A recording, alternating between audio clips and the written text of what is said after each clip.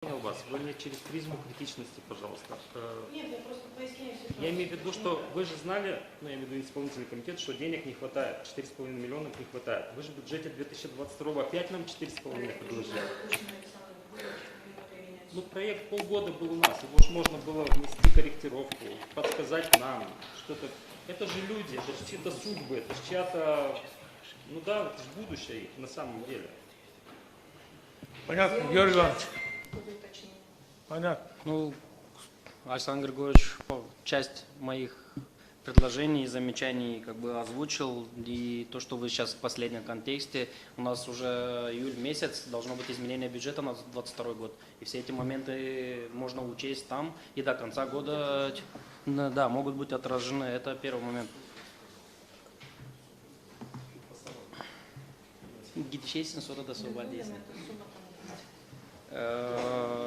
Татьяна Михайловна, учитывая тоже по докладу, вот здесь по статистике так называемой, кто получил из бенефициаров, да, основная часть это столица Камрад, да, очень мало сел, по одному село, 2 в Чатурунге и 2 в Вулканеште. Это не говорит о том, что может быть провести какую-то более информационную поддержку, чтобы люди знали. Мы как бы со своей стороны депутаты говорим об этом, но может быть нужно какую-то более информационную поддержку, ну, и разъяснить населению, чтобы знали, потому что, извините меня, платят все налог в бюджет Гагаузии, не только Камрад, а по селам всего лишь 3 единицы. Это первое. Второе. Учитывая то, что произошло на прошлой неделе и что это чревато, процентная ставка по Примакасе начиналась, ну, первый заявитель, да, к примеру, у него была процентная ставка 7%. Сейчас у человека на сегодняшний день, после тех шагов правительства, которое живет в хорошем времени, в хороших временах, повысили у человека сегодня 12%, то есть почти 2 раза. Учитывая, что какая у нас на сегодняшний день галопирующая инфляция, какие цены на энергоресурсы, свет, продукты питания, топливо, газ. Есть ли со стороны исполнительной власти обращение правительства, на основании чего, по каким расчетам все это делалось? С экономической точки зрения всегда в период кризисов, наоборот, пытаются сдержать повышение налогов, отменяют акцизы в других странах. А здесь у нас получается, учитывая, что люди не просто, мы в бедной стране, да, а идет полный геноцид против своего народа, обнищание народа. В то же время мы единственные новости слышим. Поднялось это, предлагаем поднять свет на РЭ, предлагаем увеличить цену конечным потребителям за газ. Здесь Примакасы и идем по цепочке дальше. Было бы... Хотелось бы узнать со стороны исполнительного комитета и планируется ли, потому что люди, что, как Александр Григорьевич, не остались один на один со своими проблемами, уже идется, собирают петиции, собрано уже более 2500 подписей в поддержку тех, кто получил по программе Примакаса и по нашему закону. Люди ждут каких-то шагов со стороны властей в этом отношении. Насколько я знаю, Министерство экономики страны дано поручение, они сейчас разрабатывают план мероприятий, по компенсации данного повышенного процента. Вот такая информация. Ну, наши бенефициары немного в более выгодном положении, у них есть возможность получить данную субсидию и из государственной программы Примакаса, и из нашей местной программы. Ну, насколько я знаю, работают, потому что это общегосударственная программа. Ну, проинформируйте, если что у нас... Конечно. И если нет вопросов, пожалуйста. Татьяна Михайловна, здравствуйте всем. Спасибо за такой подробный анализ, доклад, отчет о реализации закона о поддержке молодых семей. Ну и в очередной раз хочу поблагодарить депутатов, которые в 2018 году вышли с инициативой о принятии данного законопроекта. И данный законопроект был нацелен на то, чтобы в Гагаузии удержать молодых специалистов, чтобы они создавали здесь семьи и были заняты те вакантные места, которые мы до сих пор, к сожалению, ощущаем.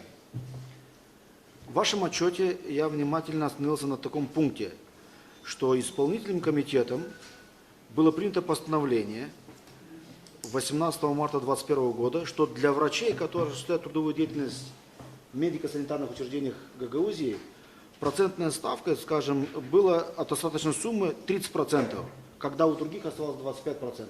В связи с чем было принято такое решение? Это первый вопрос. И второй вопрос. Скажите, пожалуйста, как данный законопроект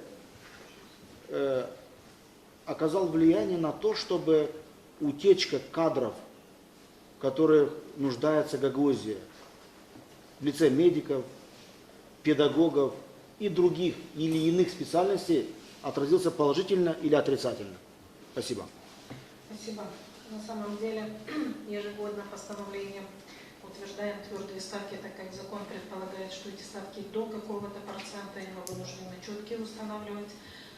Что касается медработников, это та категория работников, необходимость в которых мы ощущаем очень значительно, поэтому было предложено этот процент немножко увеличить, дабы привлечь медработников сюда, в том числе и этой программой. Пока слабо, но двое медработников уже включились в эту программу, педагоги пока не очень. Тогда еще один вопрос. Скажите, пожалуйста, за период существования данного закона, действия закона с 18 по 22 год, за 4 года, с 19 года, ну, был принят 26 октября 2018 года. Да, закон из 1 января 2019 года. За этот период времени, скажите, пожалуйста, сколько начинающих специалистов, начинающих, не уже работающих, а сколько людей, которые закончили, и только как молодые сотрудники воспользовались данным законом? Спасибо. Прямо по начинающим у меня нет информации, но у меня есть информация, сколько из них работают в частном секторе, сколько в бюджетной сфере, из них сколько госслужащих, сколько работников образования, полиции и других отраслей. Если интересует, я могу сказать. Начинающих нету. И если есть такая необходимость, мы выберем ее и представим. Пожалуйста. Да. В контексте сказанного, может, вопрос не по теме, но я думаю, интересует он наших всех коллег по поводу того, что было несколько постановлений Народного собрания о выделении из резервного фонда помощи для оказания социально уязвимым граждан. У каждого депутатов по округам накопилось, наверное, многочисленные заявления. Мы принимали решения, однако люди возмущаются, постоянно звонят, почему эти средства, финансовая поддержка, помощь, которую мы выделили людям, почему в дальнейшем не доходит до них. То есть что нужно сделать для того, чтобы эти постановления были исполнены? И за прошлый год. И за прошлый год, и за этот год.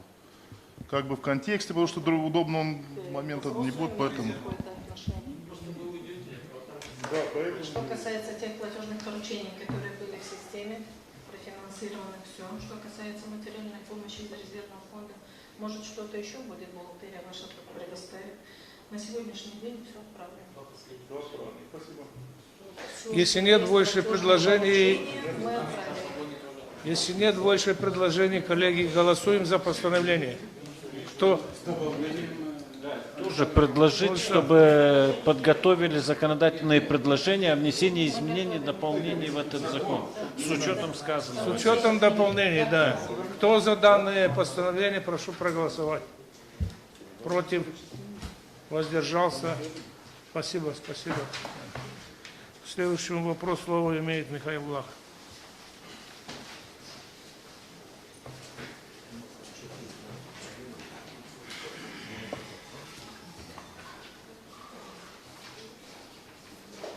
Господин председатель, у нас, в принципе, отчет есть. Может, на проблемах он остановится? Да, я так и хотел. Zaman Hayırlısın, saygılı спикер, президиум, saygılı депутатlar. Уважаемые депутаты, в принципе, у вас отчет есть, и здесь должна была присутствовать Татьяна Михайловна, которая была 3 года председателем наблюдательного совета, но мы вчера с ней виделись. Татьяна Андреевна, я прошу прощения, Дончев. Мы вчера с ней виделись тезисно. Что бы я хотел сказать? Вы знаете, что наблюдательный совет буквально 3 месяца назад вы дополнили 3 членами, и сегодня 9 человек в наблюдательном совете. Мы 3 члена наблюдательного совета, которые дополнили, в принципе, вошли в коллектив, изучили тоже ситуацию. Проблем в компании много. Первая проблема – это финансирование, это бюджет. Буквально кратко хотел бы вас проинформировать, что кроме финансовых проблем в ОК ГРТ по-прежнему остро стоит ряд вопросов. Модернизация студии, а именно переход в HD формат.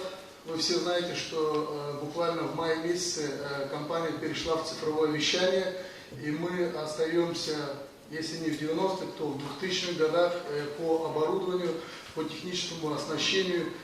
И сегодняшний формат искажает картинку, если посмотреть, потому что мы где-то там далеко. ГРТ, как крупнейший вещатель, фиксирует и обрабатывает большой объем ежедневной хроники, которая составляет основу истории гагаузского народа и гагаузской автономии в целом.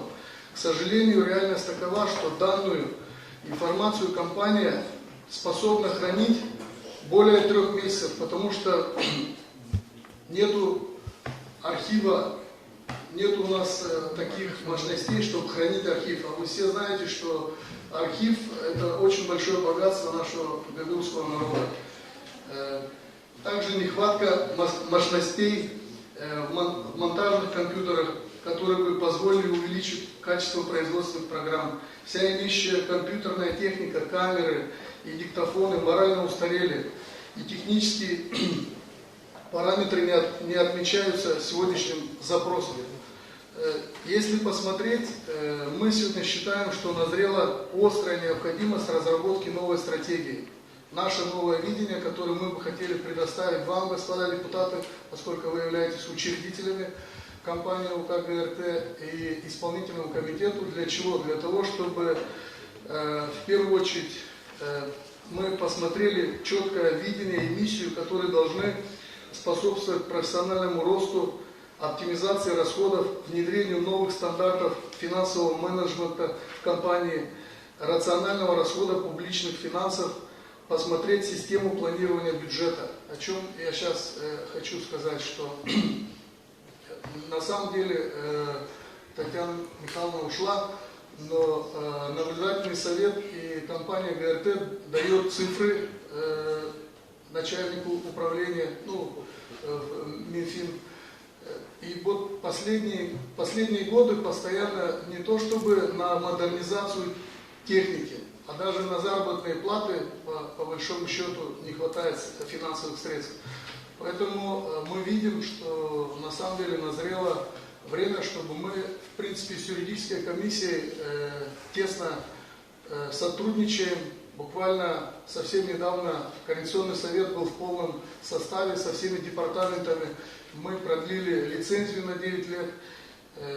И сегодня вот это цифровое вещание буквально 3 года нас будет финансировать правительство, а дальше нас пускают в свободное плавание.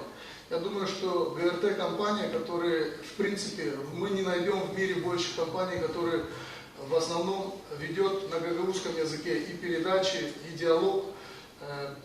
И тот закон, который вы приняли в 2018 году о расширении и укреплении гагаузского языка, к великому сожалению, компания ГРТ 4 года подряд писала в эту комиссию. Я хотел бы обратить депутатов внимание, что по сути не получила ни бонусы с этого для того, чтобы укреплять гагаузский язык. А этот закон вы принимали, господа депутаты, для того, чтобы укреплять сферу гагаузского языка. И в ГРТ компании как раз это та площадка, где и вы, депутаты, и исполнительный комитет, общественность, творческая интеллигенция, в принципе, в основном мы там можем говорить на гагаузском, проводить передачи и так далее. Сегодня тем более нужно и тетирирование, и технология идет вперед. Поэтому я думаю, что в ближайшее время мы членами наблюдательного совета подготовим вот это видение, нашу стратегию, и мы предоставим вам, уважаемые депутаты, и совместно, я думаю, мы сохраним эту компанию, потому что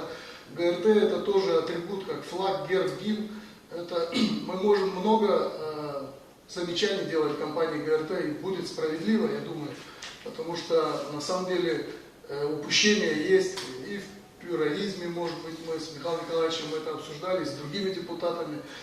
Может быть, были какие-то перекосы, но я хочу сказать, что вот буквально последние 3 месяца многие депутаты заходят, Сергей Константинович не даст это самое, нету такого, что вот как раньше вы не могли достучаться, и там то камера не работает, то студия, то еще что-то. То есть, получается, диалог есть, и исполнительная, законодательная власть, интеллигенция, общественность приходят на телекомпанию, но то, что у нас вот все устарело, люди на корточках пишут, потому что работают в коридорах.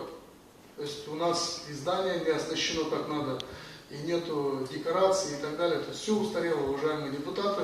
Я хотел бы, мы с Александром Дмитриевичем в юридической комиссии с Сергеем Константиновичем часто обсуждаем эти все вопросы. Я думаю, они тоже могут дополнить что-то, но я хотел бы, чтобы вы обратили внимание на эту компанию, потому что это тоже своего рода та структура, нянда ютер, bizim ana dilimiz, nянда biz lazım onu kaldırtma, yükseltmeye, da halk topluşunca учредителя lazım, ben öyle düşünüyorum, hani lazım koysunlar bize arka, deni ileri doğru gitmeyen, neçizem исполнительный комитет, açan lazımdı, açan onlar orada bakarlar, atarlar bir kaçar kopeykalar, insan orada çalışardı, bakma onlara, ama kampanya o bütün halkın, onun için biz düşünüyoruz hani lazım yapma yeni kanun, yeni zakon, yani koyma процентовкой, da orada kampanyada olsun para. Kimde varsa вопросlar. Переходим к вопросу. И вопрос, и сразу свое мнение выскажу, Михаил Петрович. Çok sağ ol, aynısı verdiniz bu atçotu bize. Kayalım sizin laflarından, hani GRT bugünkü günde o lazım. Yapı büyük hem de silah faydalı iş, hani bizim Gagavuz dili, işi dili, yöte, o kadar yapmır, hani işlesin bizim Gagavuz dili, ilerlesin. Sadece bizim Gagavuz'da yapıyor sam GRT. Ne bakanlık komiteti, ne başkan, ne halk topuşu bile iş, hani bizim işlesin dilimiz yapmıyor. Sizde orada o atçotta yazılan bütün yılda GRT'da 558 saat Gagavuz dilinde laf edilmiş.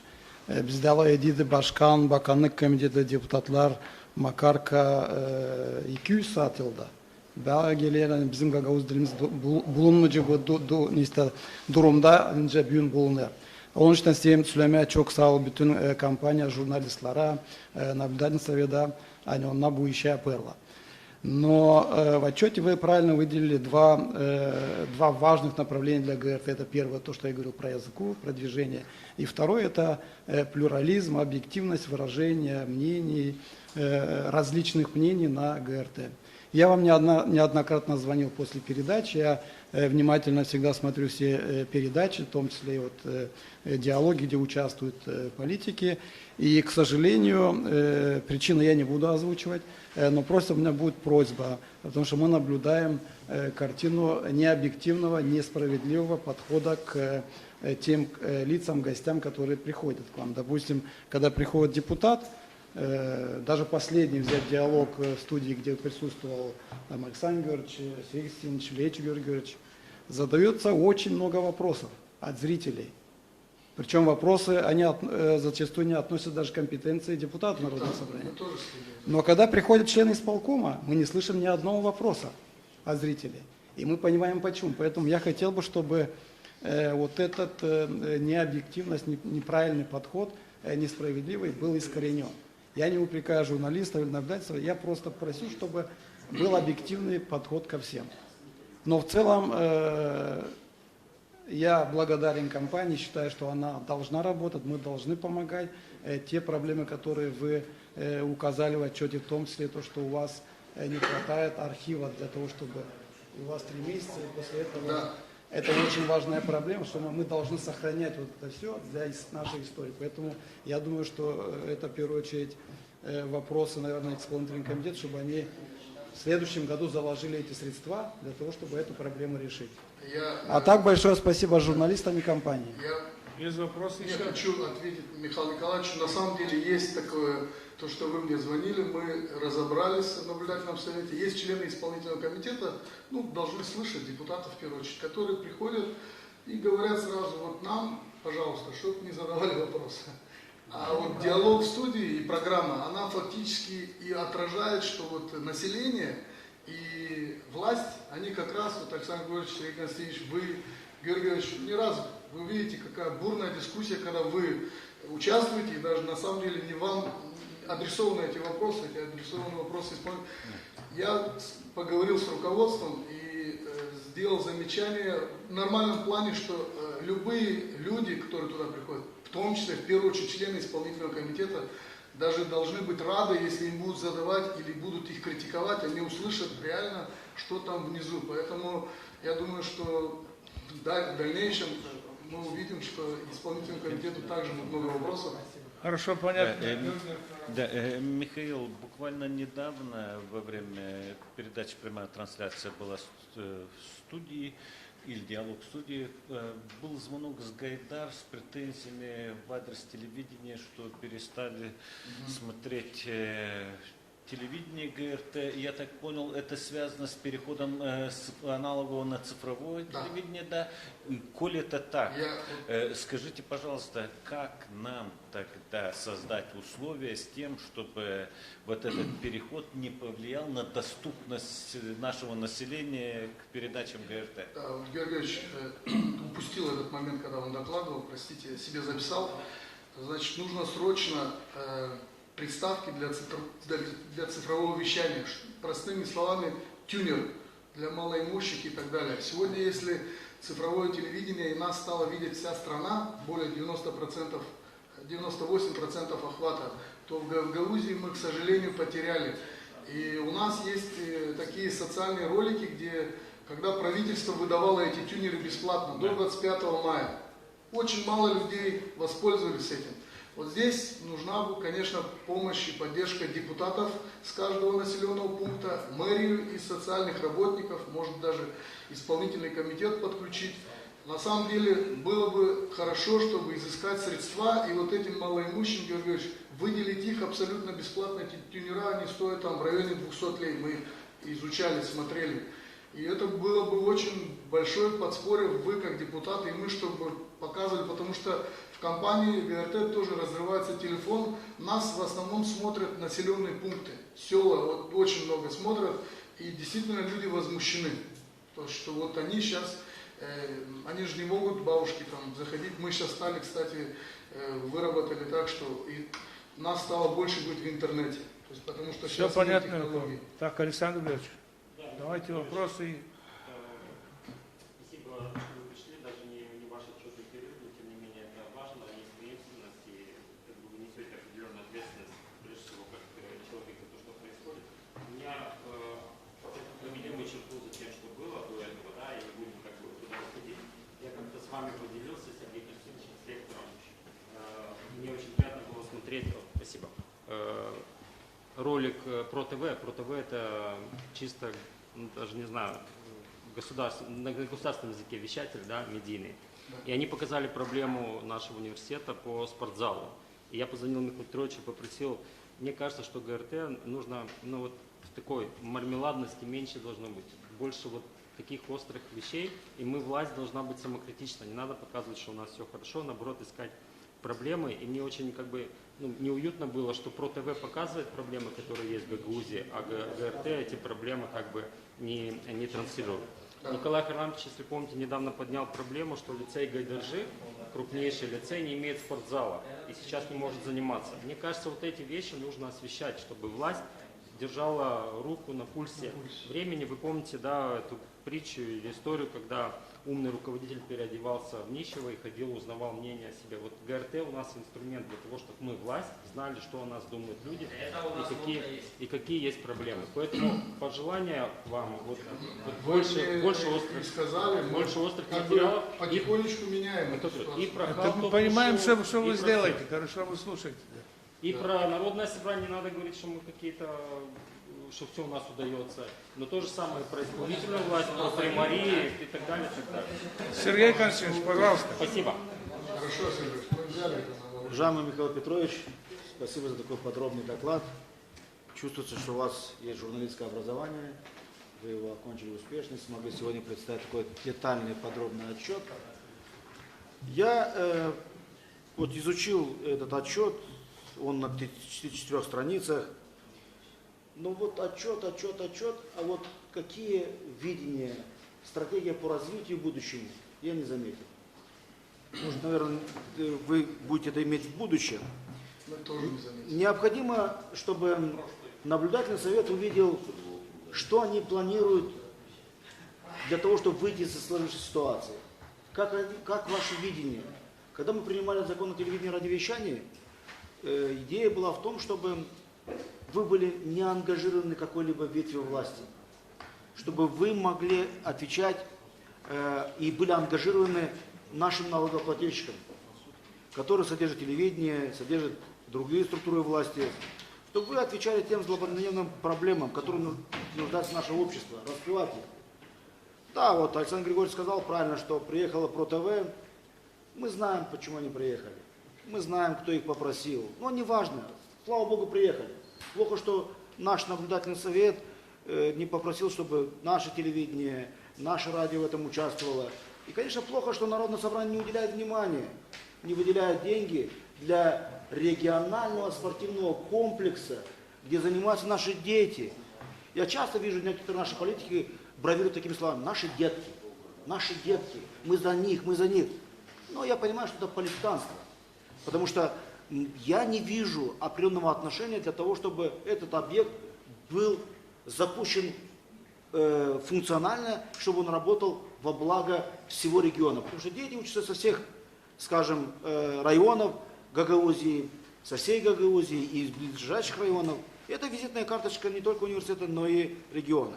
Но вернемся к вашему отчету.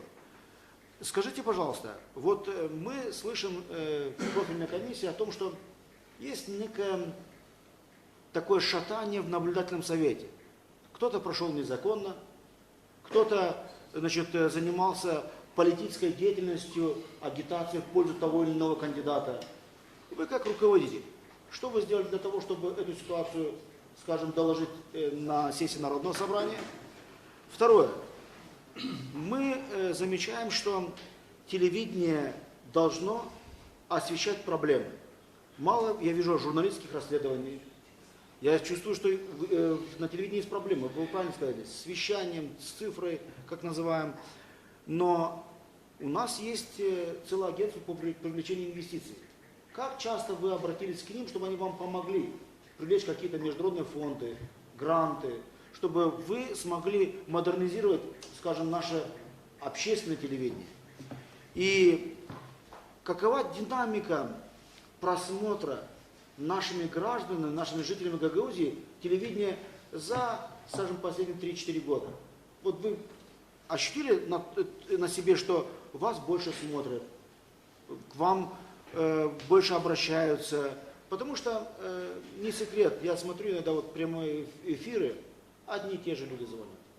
Мы можем даже уже некоторых знаем наизусть. Вопрос в другом. Необходимо сделать передачи на гагаузском языке, на русском и на молдавском более интересными, более животрепещущими. И тогда телевидение будут смотреть люди.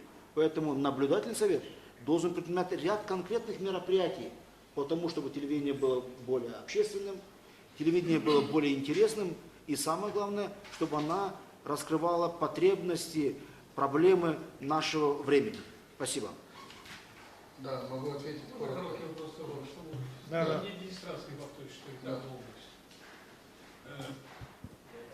У меня единственное, что хотел бы обозначить вот что. Смотрите, мы обсуждаем, да, мы учредили, мы закон сами инициировали, приняли о телевидении и радиовещании, но в этом вопросе исполнительный комитет как будто абстрагировался. То есть, по сути дела, что касается информационной политики, я даже не знаю на сегодняшний день, какое управление исполнительного комитета за это отвечает.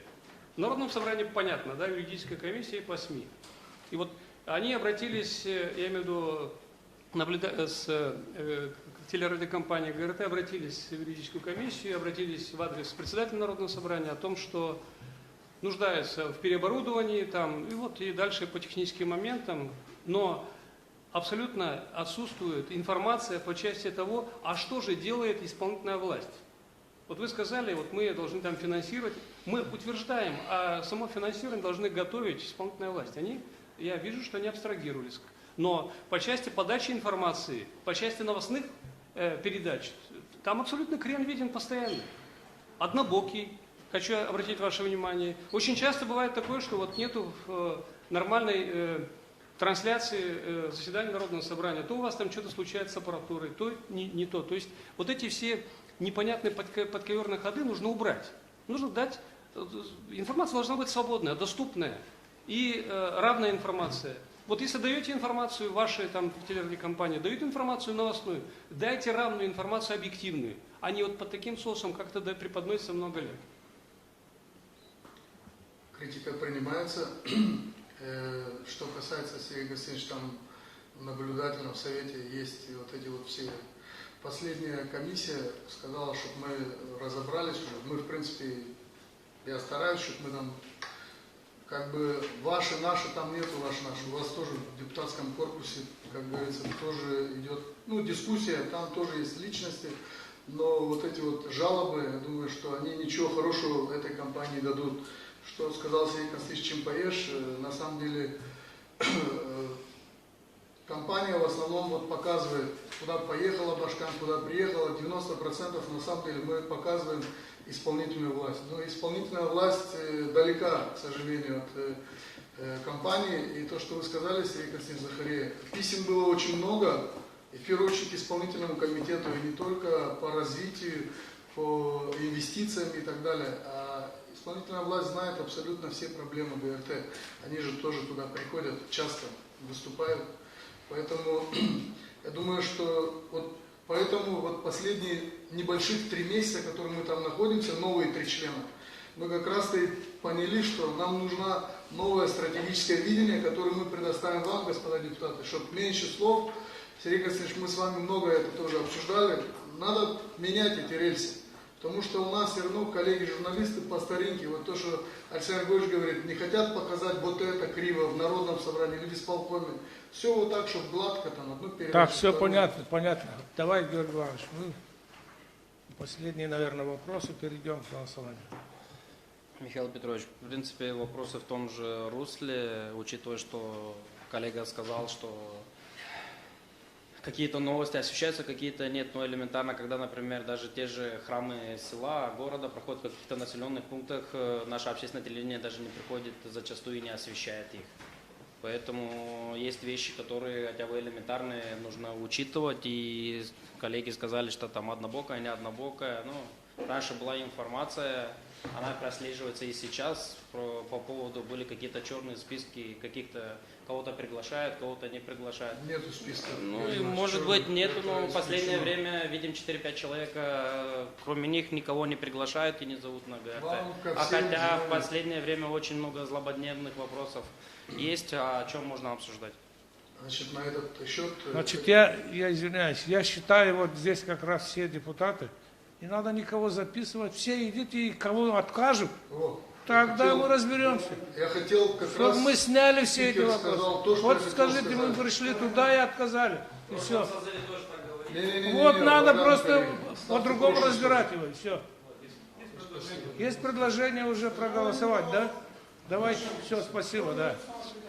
Нам нужно постановление принять. Кто за данное постановление, прошу проголосовать. Кто против? Воздержались? Спасибо. Я думаю, все замечания приняты. Все, это самое. По следующему вопросу имеет слово Александр Дюльгер. Пожалуйста.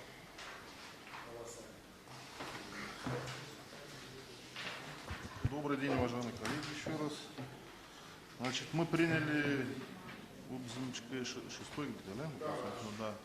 Мы на прошлом заседании приняли местный закон об информационно-технологическом парке Гагаузии. Значит, на основании данного закона, который действует, было разработано положение о функционирования IT-парка Гагаузии, положение о регистрации резидентов IT-парка Гагаузии и предложена кандидатура на назначение директора IT-парка, который соответствует всем требованиям, которые указаны в законе об информационно-технологическом парке. Эти положения у вас все есть. Они были разработаны совместно с юридическим управлением в соответствии с действующим законодательством, чтобы не было противоречий, не было у кого-то искушений, иллюзий, чтобы дальше обжаловать наши решения. Поэтому просьба поддержать и дать действительно принять постановление о создании IT-парка Гагаузии, чтобы парк начал функционировать и чтобы действительно ту цель, которую преследует данный законопроект, начали осуществляться. Это и создание рабочих мест, это и пополнение бюджета Гагаузии. Уважаемые коллеги, есть какие-то вопросы? Я думаю, что вы все уже знакомы. Мы уже голосовали за этот закон, да. Я уверен, что это решение, которое мы примем, это будет одно из наиважнейших, наверное, в Гагаузии, который начнет давать какие-то результаты.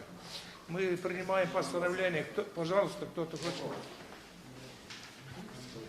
Замечательная идея по открытию IT-парка. Поздравляю авторов законопроекта. Не знаю, что будет. Закон будет принят, какие дальше будут движения, что это даст. Конечно, я очень верю, что все это будет нормально.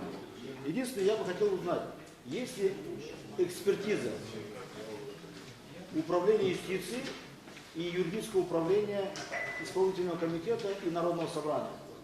Заключение. Да. Заключение. Все заключения есть, да. Потому что в пакете документов я не вижу.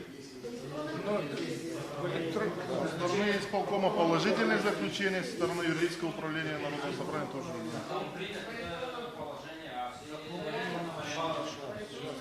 Сергей Константинович, положительное заключение от исполкома тоже, от всех положительные. Да. Замечательно. Вот второй вопрос. Мы будем голосовать за лицо, кандидат, который будет занимать должность Бубнов Андрей Васильевич, директор технологического парка Гагаузия IT-парк. Да? Есть он вообще здесь? К сожалению, у него с близкими там проблемы, он должен был отвезти в больницу и попросил извинения. На следующее заседание он придет, будет присутствовать. Смотрите, я почему? Потому что голосую за некоторых должностных лиц, они потом даже не знают по фамилии депутата, а не говоря в лицо. Я бы хотел бы его увидеть, потому что если в городе я хочу хотя бы с ним поздороваться, кто это человек, чтобы... Сергей Константинович, мы еще успеем. На следующее заседание он придет специально. Это уважение к Народному собранию. А какое у него образование, если можно узнать? У него высшее. CV там посмотрите. Потому что мы, когда принимали, Георгий Георгиевич, я знаю, что автор законопроекта по отраслевым структурам исполнительного комитета, я помню его слова, когда говорили, что мы хотели бы знать, человек имеет какое специальное образование в этом. Может ли он являться менеджером? Потому что вот в 1917 году, в 1917 году говорили, что и кухарка может управлять страной. А потом увидели, что нет, не получается. Поэтому я бы хотел бы увидеть человека, может он имеет какое-то профессиональное образование, и что какой-то вклад, чтобы у него был. Спасибо. Пожалуйста, вот Виктор Петрович. Я добавлю, Виктор Николаевич. Сергей Константинович, здесь есть CV, человек закончил банковское на английском языке, есть послужной список, где работал. И как раз последнее место работы и последняя деятельность связана с этими информационными технологиями. Поэтому, если бы вы почитали, то вопросы бы сняли, и мы извинились, что человек не смог подойти. Я вообще это слово давал Виктор Николаевич. Не, я просто отвечу. Ben hiç sordum. Bizde var burada kim o söyledi, hem de biz söyledik. Kimi biz alırız işe, onlar biraz Gagavuz человечine. O İngilizce pek ister belki. Belki Harvard'da bitirdi. Ama bizim o ana dilimizi bilsin. Zerim burada sokakta gezerken nasıl İngilizce konuşuyor. Сергей Константинович, sen onu tanırsın, o bir компьютерla под мышкой где. На самом деле, если все стороны в шутке, мы Переходим к действительно... голосованию. Нет больше вопросов.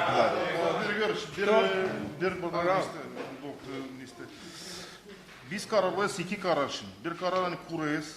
IT parka Gruziye'de o çekide işleme. Bu bugünkü günden önce biz kararlıcı için bu kararı çıkaracağız. İkinci de karar, biz koyuz direktор IT парк, то есть управление экономического развития. Все, мы голосуем сейчас постановлением за... По отдельности, по отдельности. Уважаемые коллеги, мы в действительности приняли этот закон. Я хочу напомнить, что я в качестве бонуса сказал, да, я согласен, я же не против, но некоторые там, инициаторы, коллеги заявляли о том, что через год будет результат. Очень важно, чтобы был результат. Поэтому, раз они предложили этого человека, я предлагаю поддержать, а через год мы спросим с наших коллег о результате. Очень хотелось бы. Очень. Нам за это даже переживать не надо. Есть люди, которые отвечают больше нас. И я уверен, что они переживают больше нас. Голосуем за постановление. Кто за данное постановление, прошу проголосовать. По положению. Кто за? Против? Воздержался? Единогласно. Сейчас мы голосуем за руководителя. За кандидата. Кто за? Против? Воздержался? Единогласно. Спасибо. Переходим к следующему вопросу. Пожалуйста, Константинов.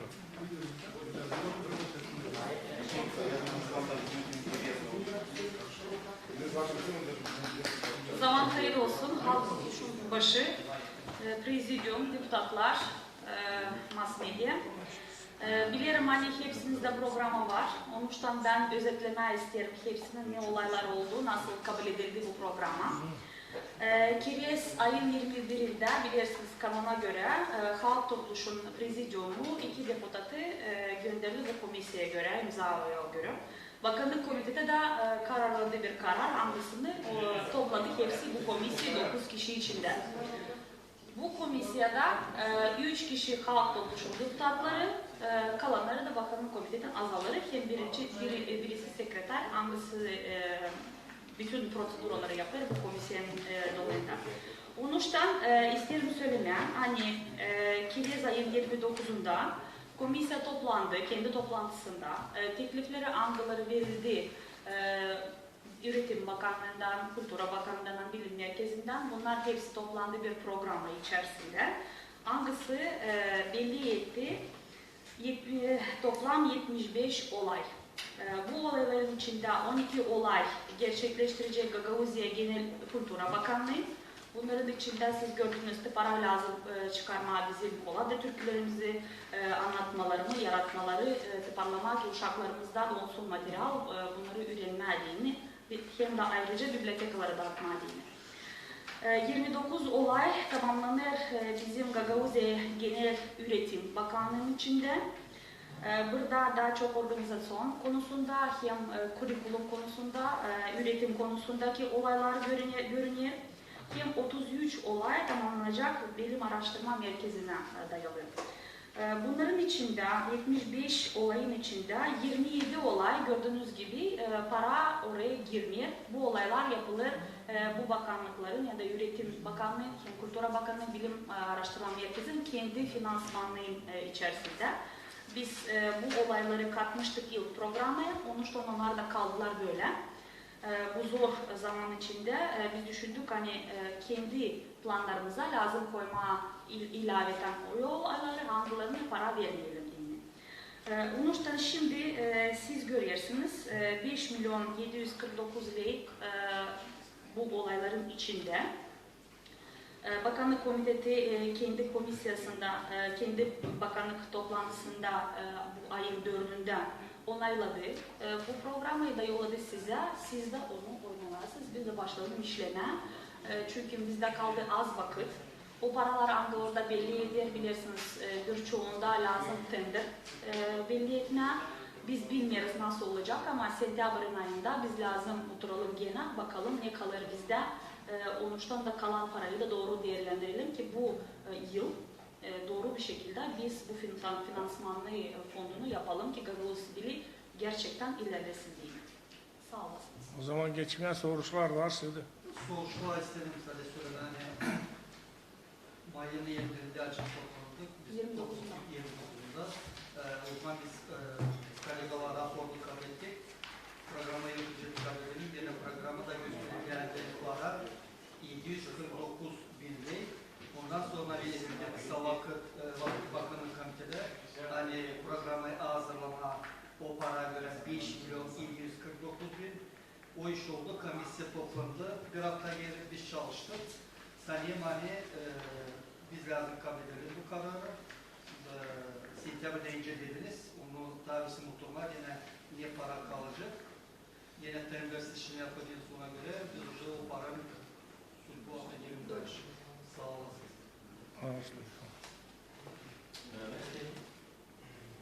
Sorma size.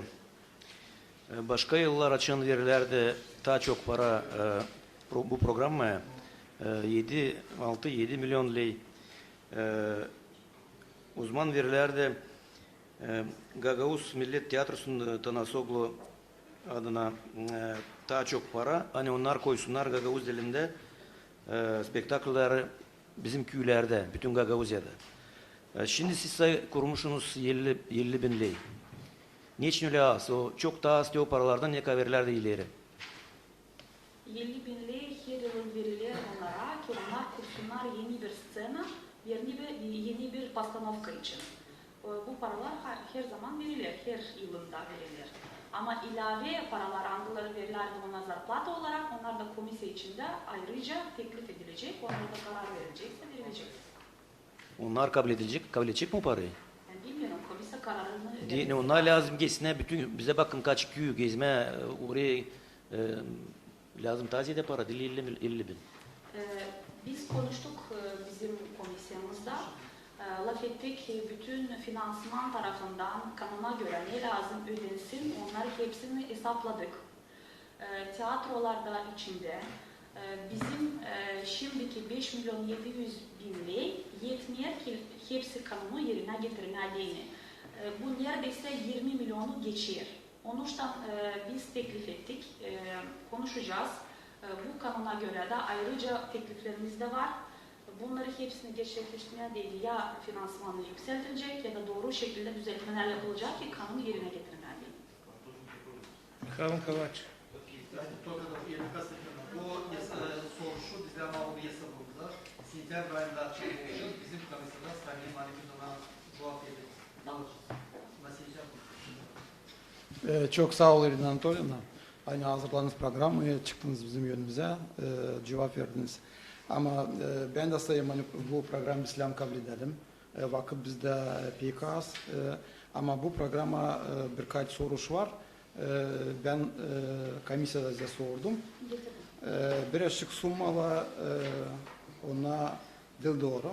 Orada bir olay Oradan eksikti. biz 102 punktu hissettik. Doğru, O işinde. doğru. Bize biraz komisyada bir programıydı, şimdi burada program. Ben size sordum o zaman 61. punktta, orada siz verirsiniz 680 bin lira. Bir o zaman size sordum ne iş için. Dokumentleri. Ben size istedim, hani bana yollasınız smeta, smeta yollanamam. Biz bakacağız. Lazım size şimdi varınca söyleyeyim. Bana da danıştılar насчет tiyatro için, hani biz kanuna göre alizdenler onlara verelim. Orada yazılan 100% biz paranın üstünden verelim. Ama bana göre biz şimdi lazım kabul edelim bu programı. Sonra o danışmak hani var sizde de, hani bize de. Biz oturalım komisyada bulalım para ne kadar lazım hani tiyatroya yardım etmeye. Proseduraya göre şimdi halk topluluğu kabul eder programı. Sonra biz komisya oturuşunda teklifleri düşünüyoruz. Kararlarız. Buna göre de finansmanına geçer. Başka türlü olmaz. Sağ ol. O zaman danışayım kolegalar hani tutma pay bu programadan kabul etmedi ama bu soruşu alma fikri hani tiyatro kabul etme. Sağ ol. Tamam. Yok. Sağ olasınız hani geldiniz, getirdiniz, çalıştınız bu programı yapma kolegalar da girela komisya. Var benim de bir iki soruşum. çok barda punkt var. Para da değil az bu işe verilir. Doğru. Ama bakayım var öyle işler yapılıyor. Anglarında çok büyük bir konkursu yapıyorlar 150 bin, öbür konkursu yapıyorlar 50 bin. Neden o kadar büyük ayrılık olur o ilk. İkinci kolega da kattı bu lafları, tiyatrolara biz laf oldu da hani vereyiz, hani para yapsınlar spektakülleri bizim ana dilimizde. Ama bir soruş, ona açan yapıyorlar o spektakülleri, ona köylere geziyorlar, gösteriyorlar mı o spektakülleri? Hem paralı mı yoksa parasız mı? Parasız onlar yaparlar o gösterileri. Bütün köylerimizde. Onuştan bazı köylerde onlar paralı varınca gelsinler ama o bu kanunun dışında.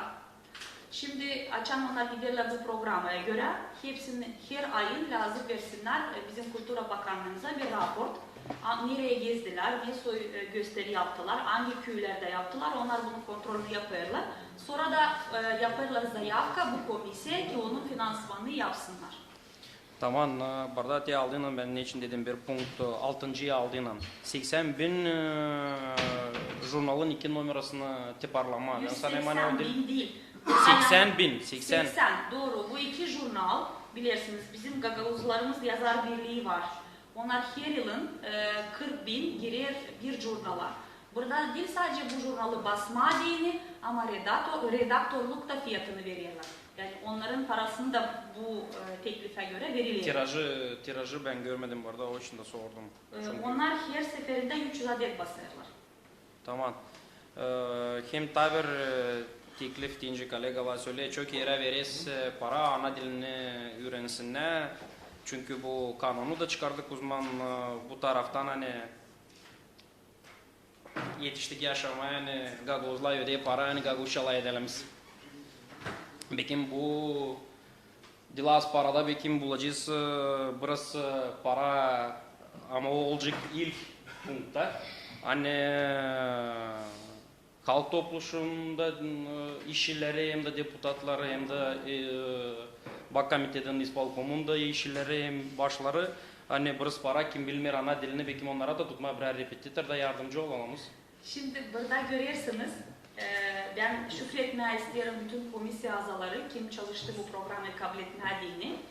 Biz burada temel olarak koyarız Gagavuz dilimizi üretmediğini büyük insanlara, bizimkileri, yani bizleri anlarsınız. Çünkü bizim uşaklar okulda görürler üretimi.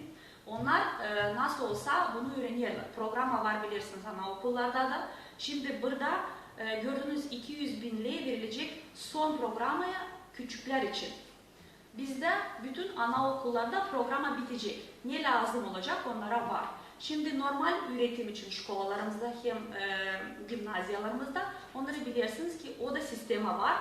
Kurikulum yapıldı. Şimdi biz gitleri başlarız. Hem okumaklar için, historia, kultura adetleri için de burada gördüğünüz 5 tane biz basarız üretim kağıdı. Bu yıl seferinde 30 yılda bu yoktu. Düşünün. Bu bir günlük iş değil. Ayrıca biz burada da gördüğünüz gibi büyükleri üretmeye için 12 tane kitap yazdık. Metodika kitabı.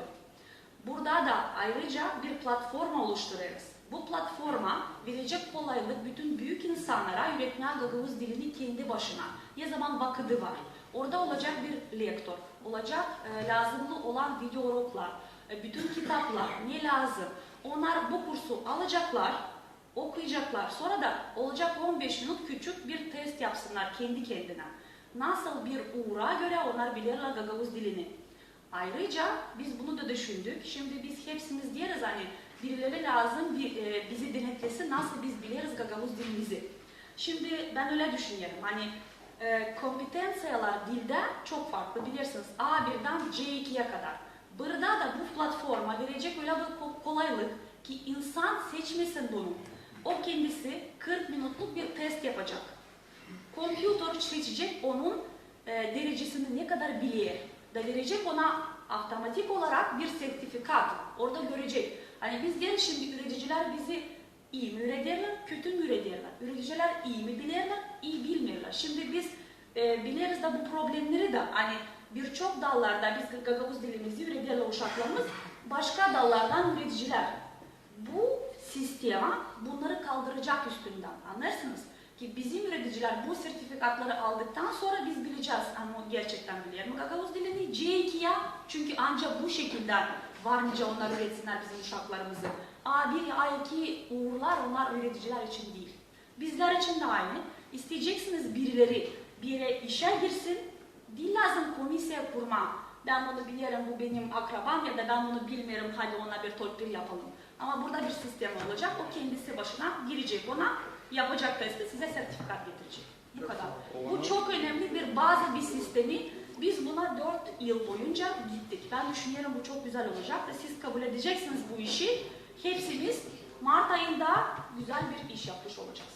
Sağ olasınız. Biz lazım geçmeye, seçmeye bu karar için yeter. 2 laf söyleyeceğim. Sen 2 laf, sen pek çok laf söyledin. Ben vermiyorum Ben laf. tutacağım bir kere kronometre kimlik alaydı. Ben vermiyorum lafı senin ardında deputatlar. Ben ne sordum Replika çok laf söyleyeyim.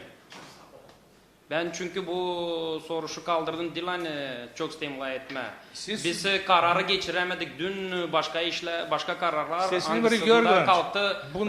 Burada yer kimse de bilmiyor ana dilini de bu bir önemli bir soruş hangisinin için tartışmalar olur her zaman. O için de ben söyledim. Sesler bir görgün. Burada dil bakın biz burada bulma ucunu. Siz varınca buluşarsınız beraber başka yerde de. Sen varınca çok sorular ona sonrası da. Burada lazım konkretlik vermeyen soruşu da bitirdik. Tamam mı? Geçeriz o zaman seçmeye bu karar için. Kim o kayıl bu karar için? Kaldır ellerinizi. Kim o karşı? Çok sağ olun. Переходим к следующему вопросу. Мы специально пропустили 7-й вопрос, дали отдохнуть нашему бюльгеру, а то он в 6-м вопросе немножко помучился. Дайте ему еще 7-й вопрос ответить. Да, Саул. Пожалуйста. Я поэтому и вас без очереди. Уважаемые коллеги, проект постановления о дате согласия на использование изображения герба Гагаузии, официального наименования Гагаузия. Этот проект разработан в соответствии с законом о гербе Гагаузии, об особом статусе Гагаузии. И разработан с какой целью? Целью поддержки экономических агентов и продвижения произведенных товаров и выращенной продукции в Гагаузии на рынках стран СНГ и других государств. Чтобы это осуществлялось нашим предпринимателям бесплатно, на безвозмездной основе, чтобы они могли пользоваться наименованием Гагаузия. И здесь дается 4 варианта на 4 языках. Гагаузия на гагаузском, Гагаузия на молдавском и на русском и английских языках. В то же время есть добавление, что мы должны отменить постановление, было принято ранее это Народным собранием в 2017 году, кажется. Просто это более конкретное на 4 языках, и поэтому предлагается это постановление принять, а постановление 2000, то отменить, да. Я думаю, вопроса нету, да? Нет вопросов. Голосуем за отмену сначала. Кто за то, чтобы отменить данное постановление, прошу проголосовать. Кто за? Против? Воздержался? Принято. Кто за новое постановление, прошу проголосовать. Против? Воздержался? Принято. Слово по следующему вопросу. К сожалению, опять Дюльга. Да, поступило, значит... Так 3 раза.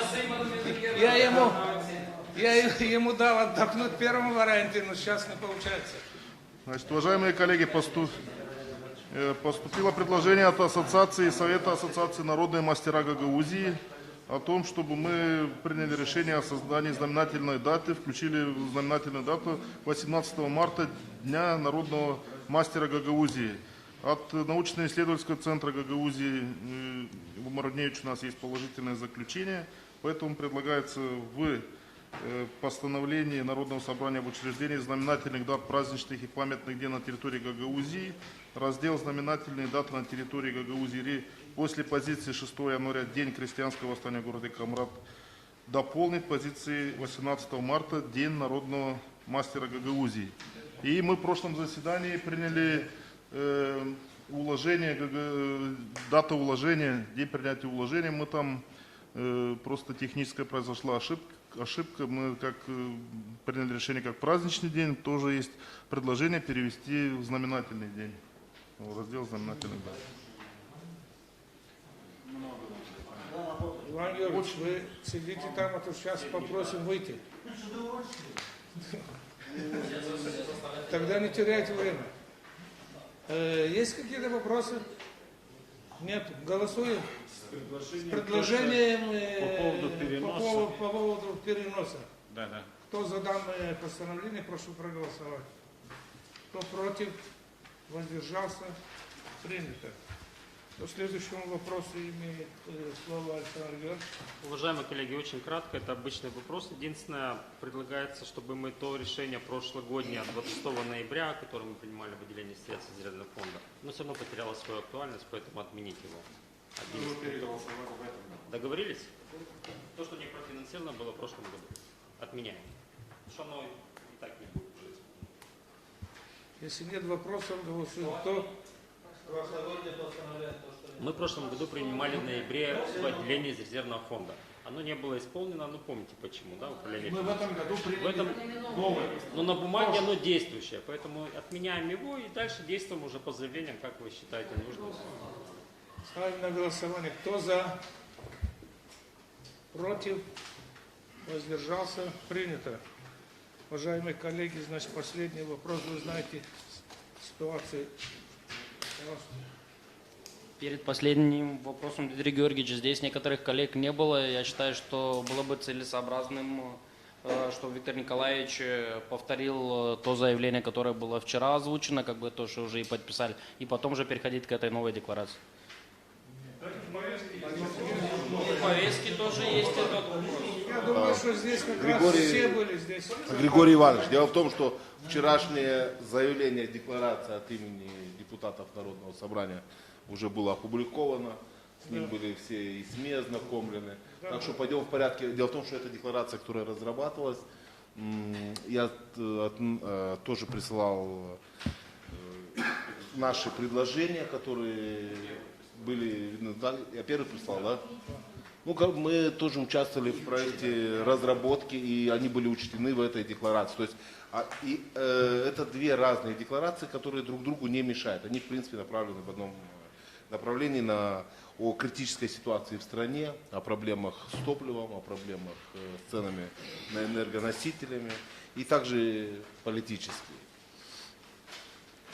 Направление, которое нам не подходит. Да, принимается. Но насчет сегодняшней декларации у вас все на руках, мы в курсе дела.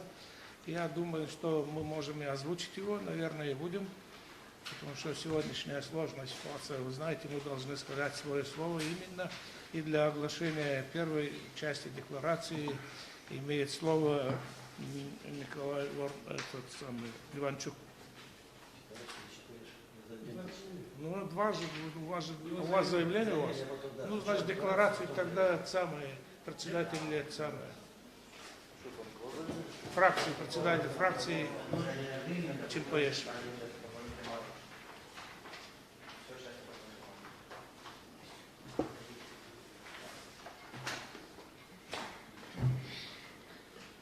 Уважаемые депутаты, прошу внимания буквально пару минут. Прежде чем зачитать декларацию, я буквально скажу пару слов. Вчера я ушел, в принципе, сказал о том, что не было времени уже послушать выступление Виктора Петрова с этим заявлением. Мне предложили его подписать, чтобы просто было понимаемо. Я его пока не подписал, потому что там есть некоторые моменты, такие противоречащие, поэтому я хочу их обсудить, прежде чем потом поддержать вас. Чтобы было понимание четко, что я поддерживаю в основе практически все, но там есть некоторые моменты, нужно их отрегулировать. Значит, было в прессе, декларация там в той или иной форме была опубликована, были разные обсуждения. С учетом мнений всех коллег, мы не говорим, что это исходит из фракции «Голос Гагаузии», эта декларация исходит от всех депутатов. И как мы обычно и делаем, в принципе, в таких вопросах, считаю, что такие декларации должны приниматься единогласно. Значит, декларация об отношении Народного собрания Гагаузии к получению Республики Молдова статуса кандидата в члены Европейского Союза. То есть это позиция Народного собрания именно по тому, что Молдова получила статус кандидата в Европейский Союз. 23 июня 2022 года Республика Молдова официально получила статус страны-кандидата на вступление в Европейский Союз. Народное собрание Гагаузии как представительный и полномочный орган автономно-территориального образования Гагаузии, к исключительной компетенции которого входит участие в осуществлении внутренней и внешней политики Республики Молдова по вопросам, касающимся интересов Гагаузии, до сегодняшнего дня не комментировал этот внешнеполитический шаг руководства страны, проявляя дипломатичность и сдержанность, дабы исключить необоснованных обвинений о создании преград, декларируемых руководством страны, устремлений продвижения европейского будущего Республики Молдова. Вместе с тем, Народное собрание Гагаузии вынуждено констатировать, что процедура получения Республикой Молдова статуса страны кандидата на вступление в Европейский Союз проходила в режиме отсутствия прозрачности, без информирования и вовлечения в переговорный процесс властей Гагаузии как автономного образования с политическими полномочиями. Игнорирование мнения народа Гагаузии о будущем внешнеполитическом курсе страны, которое было высказано на всенародном референдуме 2014 года, отстранение властей автономии от участия в процессе анкетирования для получения страной статуса кандидата на вступление в Европейский Союз, оставил открытым и нерешенным вопрос о соблюдении прав и интересов гагаузского народа и АТО Гагаузия в целом, как политического автономно-территориального образования в составе Республики Молдова. Народное собрание Гагаузии, с сожалением, вынуждено констатировать тот факт, что правительство и парламент Республики Молдова целенаправленно, пренебрегая законными интересами и правами АТО Гагаузия, нарушает достигнутые ранее договоренности в рамках совместной рабочей группы парламента Республики Молдова и Народного собрания Гагаузии, в том числе и по дополнению статьи 27 статьи закона об особом правовом статусе Гагаузии с целью создания механизма гарантий по сохранению и укреплению статуса и полномочий Гагаузии. Усилилось давление на полномочия автономии посредством неправомерного аннулирования судебными инстанциями общей юрисдикции, принимаемых Народным собранием Гагаузии, местных законов. Вместе с тем, выражаем уверенность, что после официального решения о предоставлении Молдове статуса страны, кандидата в члены Европейского Союза, Республика Молдова приступит к работе по реализации реформ, которые необходимы для оправдания принятого решения о будущем внешнеполитическом развитии страны. Поэтому, будучи приверженными базовым европейским фундаментальным ценностям, как демократии, прав человека и верховенства закона, Народное собрание Гагаузии считает необходимым активно защищать и продвигать интересы гагаузского народа и АТО Гагаузия в целом в контексте обеспечения политической и социально-экономической самостоятельности гагаузской автономии. Народное собрание Гагаузии, поддерживая и реализуя демократические принципы и фундаментальные права человека, настаивает, что органы Центрального публичного управления Республики Молдова должны находиться в постоянном официальном диалоге с органами публичного управления особого уровня страны, к которым законодательно отнесены власти АТО Гагаузии. Народное собрание Гагаузии обоснованно полагает, что у властей Республики Молдова появился исторический шанс показать истинность своих намерений во внедрении европейских правовых ценностей и в обеспечении практической реализации политических и экономических полномочий АТО Гагаузии, включая гарантированное политическое представительство в парламенте страны и придание конституционного статуса закона об особом правовом статусе Гагаузии.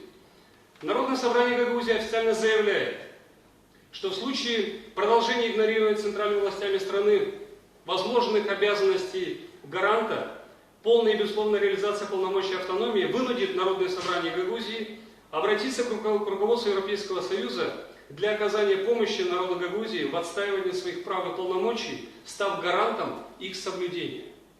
Вот в такой форме декларации, прошу их поддержать. Есть какие-то добавления? Пожалуйста.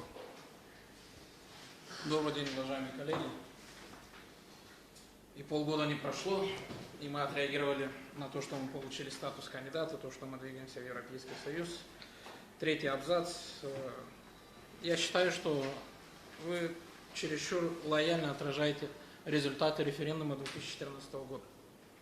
И эта декларация не отражает мнение всех депутатов Народного собрания, потому что есть дополнение, в том числе от фракции социалистов, в более развернутой форме выразить наш референдум 2014 года, а именно включить в эту декларацию о том, что если Республика Молдова теряет нейтральный свой статус, Гагаузия оставляет за собой право в дальнейшее самоопределиться во внешней своей политике. Это у нас в законе.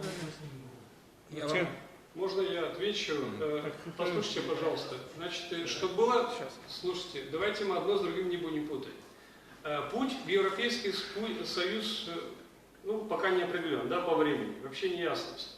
Но даже если предположить, что завтра Молдова вступает в Европейский Союз, у нас не возникает права на самоопределение, потому что право на самоопределение в случае ликвидации Молдовы как государства. Это мы рассматриваем из контекста то, что вытекает из закона о правовом статусе Гагаузии, первой статьи. В данном случае мы не можем прописать эту норму, потому что они взяли стратегию о вступлении в Европейский Союз. Может пройдет 10, может 20 лет, может 50. Вероятнее всего, может никогда Молдова не будет в Европейском Союзе. Мы не можем закладывать эту норму, потому что речь не идет об ликвидации страны. Я добавлю, Иван, сейчас одну секундочку. Наверное, вы не успели ознакомиться с содержанием второго заявления, которое отражает те опасения, что вы сейчас озвучили. Как раз таки там, очевидно, и можно отметить этот момент. Но чтобы вы понимали, здесь в декларации в большей степени акцент делается на необходимость соблюдения прав и правомочий автономии как государственного образования в составе Республики Молдова. Такова практика мировая и европейская в том числе. Любая страна, которая подает заявку на вхождение в состав Евросоюза и даже к кандидатам таковым, при наличии автономных образований осуществляет консультации с этими властями. Любая страна, подчеркиваю, такова практика. Эта практика нашей страной, к сожалению, была не принята во внимание. И наши европейские партнеры посчитали возможным. На что и акцент делается, вот Сергей Константинович то, что прочитал. А во втором заявлении, то, что вы говорите, вот здесь очевидное поле для размышлений и внесения дополнений нужно будет. Спасибо. Я вас понимаю прекрасно. Но вам еще раз объясняю, что в том числе в референдуме 2014 года был определен путь Гагаузии. Это таможенный союз. Фактически вы сегодня подтверждаете, что автономия меняет свой курс. Вместо таможенного союза мы соглашаемся с Европейским Союзом. Я вам еще раз говорю, что тот референдум отражал не только самоопределение, но и путь, по которому движется на сегодняшний день автономия, а именно таможенный союз. Вы хотите, чтобы мы 5% пошли против 95%? Я не хочу 5%. Я хочу, чтобы мы в этой декларации... Подождите, послушайте, пожалуйста, Иван Георгиевич, давайте так, смотрите, я как сопредседатель рабочей группы, вот это как раз относится к нам. Я уже раскрою больше, чтобы лучше понимали. Данная декларация именно нами предложена для того, чтобы власти Молдовы обратили внимание на что? Обратите внимание, как получили статус кандидата, там есть определенный ряд условий первоначальных, в том числе исполнение рекомендаций Венецианской комиссии по отношению к национальным меньшинствам, на что мы упираем в рамках рабочей группы. Мы в рамках рабочей группы как раз упираем на то, что мы должно быть гарантировано политическое представительство в парламенте. Мы в рамках рабочей группы и говорим о том, что отсутствует третья ветвь власть, и административные суды не обладают компетенцией по отмене наших законов. Понимаете? Мы в рамках рабочей группы заявляем о том, что должно быть конституционно закреплено положение в Конституции, то есть гарантии для закона о правовом статусе Гагаузии. В этом контексте эта декларация и предлагается. Мы просим это поддержать. То, что вы говорите, есть другое заявление, пожалуйста, это обсуждайте. Мы само существо вступления Молдовы в Европейский Союз не обсуждаем. Лишь используем этот вариант и говорим о том, что коль в законе есть норма, Иван Георгиевич, есть норма, которая четко предписывает, что Гагаузия участвует в вопросах внутренней и внешней политики, касающихся интересов внешней политики. И указываем очередной раз, что, уважаемые господа в республике, обратите внимание на закон, принятый 1994 года. Когда вы обсуждаете принципиальные какие-то вопросы по внешней политике, по внутренней политике, вы должны вовлекать участников стороны Гагаузии. В этом есть вопрос. Поэтому, пожалуйста, это чисто политическое заявление в этом контексте, прошу его поддержать. И еще, Иван Георгиевич, чтобы вы обратили внимание, коллеги, там нету ни одного слова, то, что вы сейчас сказали, поддерживающие, подтверждающие принятое решение. Как раз таки наоборот, мы делаем упор на то, что был референдум, и это было проигнорировано властями, и наши власти не были привлечены в этот процесс. Но на что мы делаем упор, то я добавлю то, что Сергей Константинович сейчас сказал, о том, что мы, будучи приверженными базовым европейским фундаментальным ценностям, таким как демократия, права человека, верховенство закона и так далее. К этим ценностям как раз-таки, наверное, привержены все страны, не только Европы. Они носят мировой характер. Вот на этом мы упор и делаем, требуя, чтобы соблюдали наши права и полномочия. Я повторюсь, извиняюсь, то, что вы предлагаете, мы можем рассмотреть в рамках второго заявления, если вы успели ознакомиться. Вот там как раз-таки то, что Виктор Николаевич предлагал, там может перекликается, еще что-то. Вот те моменты мы можем и отразить там. Спасибо. Хочу ответить на ваши вопросы, и то, что вы высказывались. Дмитрий Георгиевич, я, во-первых, хочу вам напомнить, что Народное собрание – это не только депутаты. Это весь народ Гагаузии. И когда вы отражаете мнение автономии, вы должны учитывать мнение в общем людей. А это мнение было отражено, еще раз вам объясняю, в 2014 году в референдуме. Это первое. Мы должны это все прекрасно понимать. Коль мы высказываем мнение общей автономии. И я так понял, что по-простому, как вы мне сегодня объясняете, получается, мы сегодня на основании того, что получили статус кандидата, мы решили принимаем решение, что на основании этого мы попытаемся сторговать все-таки те полномочия, которые мы сегодня утратили. Я так понял, что эта декларация принимается для того, чтобы была возможность как-то на фоне того, что Молдова приняла европейский курс, пусть придерживается европейских ценностей и возвращает нам полномочия. Но мы забываем один факт, то, что эти полномочия были взяты у нас незаконно. И принимая такую декларацию, мы соглашаемся с тем, что они отобрали у нас якобы законно это все. Я еще раз вам объясняю, что я буду настаивать и предлагать, что вы можете предлагать свой вариант принятия декларации. Я также внесу на заседание Народного собрания более развернуто отразить референдум 2014 года. И прошу поставить на голосование два варианта. Один вариант, который представлен, и второй вариант, который я предлагаю. Могу зачитать. Тот абзац, который мы хотим изменить. Народ Гагаузии 2 февраля 2014 года принял 90... Я зачитаю.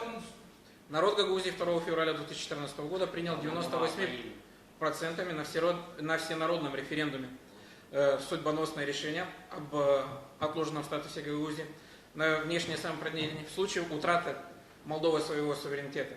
Это все остается в силе. В случае необходимости народ Гагаузии воспользуется своим законным правом. То, что я предлагаю. Это было и принято... Дмитрий Георгиевич, я ни с кем не спорю. Я еще раз предложил. Вы предлагаете свой вариант, я предложил свой вариант. Я не об этом закон уже законе. Меня не нужно переубеждать. Мы будем голосовать. Пожалуйста, ну давай без...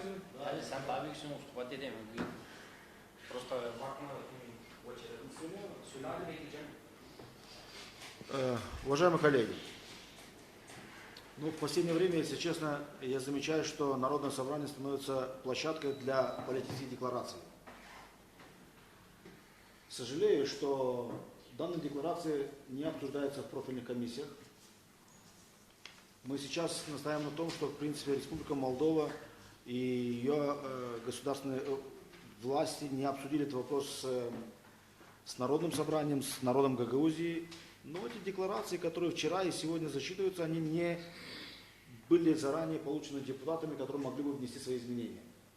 В этой связи, коллега-депутат, который поднимает Димитрогла, что у него есть свой вариант, давайте мы проголосуем. Я предлагаю, что любые декларации, которые будут идти от имени Народного собрания, за подписью конкретного депутата. Тогда мы не сможем используют эту площадку, что мы, депутаты Народного собрания, приняли то-то, то-то. Здесь 33 депутата, иногда мы говорим о том, что они представляют свои населенные пункты. Я тот депутат, который хочу жить в государстве, где соблюдаются права человека, гражданина, где мир и спокойствие, и где мы живем в мире и в согласии со всеми нашими соседями и живем в нормальном мировом сообществе. Спасибо.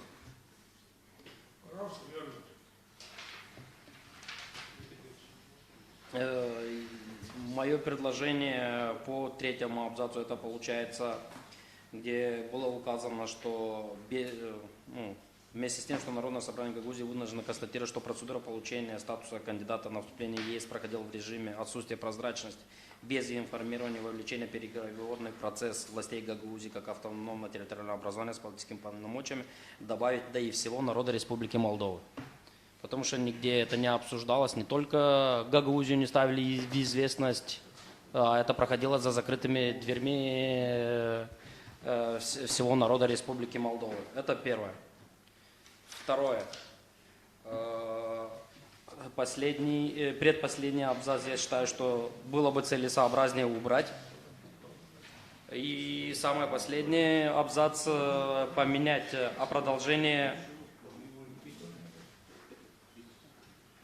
Могу продолжить? О продолжении игнорирования центральными властями нашей страны возложенных обязанностей гаранта полной и безусловной реализации полномочий автономии вынудит Народное собрание Гагаузии обратиться к Российской Федерации, к Республике Турция и другим европейским структурам, которые были гарантами, когда мы получали автономию. Ну и дальше для оказания помощи народу с отстаиванием своих прав и полномочий, став гарантом их соблюдения. Как гарантами они не были, никто. Пожалуйста. Ну хорошо, если не гарантом, то... Уважаемые коллеги, то, что сказал Сергей Алексеевич, я полностью поддерживаю в том плане, что это действительно наша реакция Народного собрания, то не всех, к сожалению, депутатов, на ту ситуацию, которая возникла.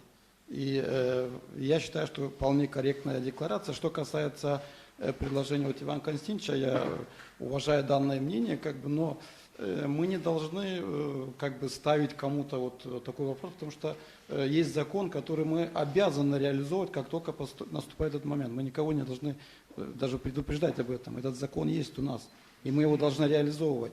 Что касается вот обсуждения, тоже с этим согласен, что как-то это обсуждение, наверное, должно было быть, в моем понимании, немножко и в другом формате. Во-первых, совместно с исполкомом, совместно с Башканом. Точно такая же реакция должна была быть нашего примарского корпуса, местных советов, которые... То есть это должно было обсуждение всенародное быть. Не только Народное собрание должно было реагировать. Спасибо. Я поддерживаю данную декларацию, предлагаю ее принять. Александр Ильич, пожалуйста. Да, уважаемые коллеги, действительно, я тоже поддерживаю декларацию.